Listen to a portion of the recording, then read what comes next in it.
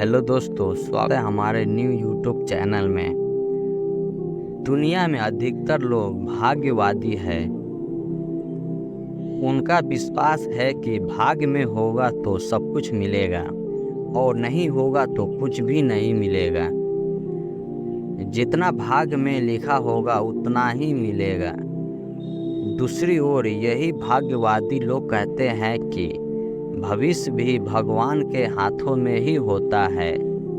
ऐसी सोच के निर्मित होने के कई कारण हैं। हम उनका कारणों की चर्चा नहीं करेंगे।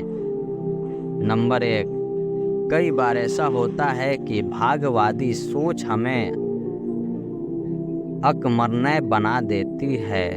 हम सोचते हैं कि भाग्य में होगा तो खुद व खुद ही यह मिल जाएगा। मेहनत करने से क्या होगा। नंबर 2, जब हम असफल हो जाते हैं तो भाग्य को कोसने लगते हैं, जबकि यह जानने का प्रयास नहीं करते हैं कि असफल का कारण क्या है। नंबर 3, भाग्य भरोसे रहने से जिंदगी का अनमोल समय गुजरता जाता है और आदमी फिर अंत में सोचता है कि मेरे भाग्य में यही लिखा था। नंबर 4, भाग्यवाद एक समय बाद निराशा की खाई में धकेल देता है। नंबर 5, भाग्य उसी का जागृत होता है जो कर्म का छोटा सा चक्का घुमा देता है। भाग्य और कुछ नहीं बल्कि कर्मों का ही फल है। कर्मवादियों की सोच। नंबर 1, जब तक हम कुछ करेंगे नहीं तब तक हम कुछ बनेंगे नहीं। इसलिए करने के बाद मैं सोचूं कि कुछ होने या बनने के बारे में नहीं।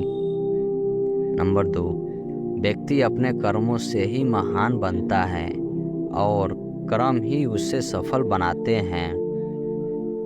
नंबर 3, कर्मों में कुशलता से ही कोई व्यक्ति लोगों के बीच लोकप्रिय होते हैं और यह कुशलता ही उसके जीवन से संघर्ष को हटा देती है।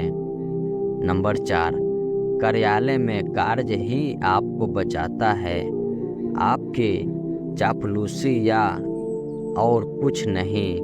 कार्य करने वाले कभी भी भूखे नहीं मरते हैं, चाहे कितने ही संघर्ष क्यों ना उनके सामने खड़े हो।